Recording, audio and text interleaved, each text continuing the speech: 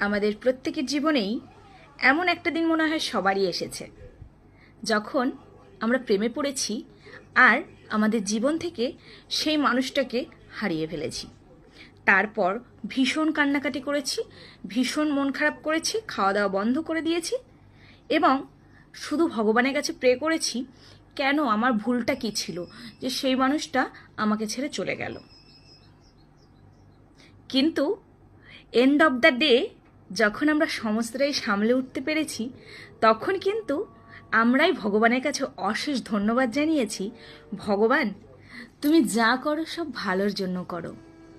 আজকে যদি ওই মানুষটা আমার জীবনে থাকতো, জীবনটা নরক করে দিত। তাই একটাই কথা বলবো, প্রত্যেকটা মানুষের জীবন থেকেই কিছু কিছু মানুষের চলে যাওয়াটা ভীষণ দরকার, জীবনটা সুন্দর করার জন্য। আর ভগবান যেটা করেন ভালোর জন্যই করেন।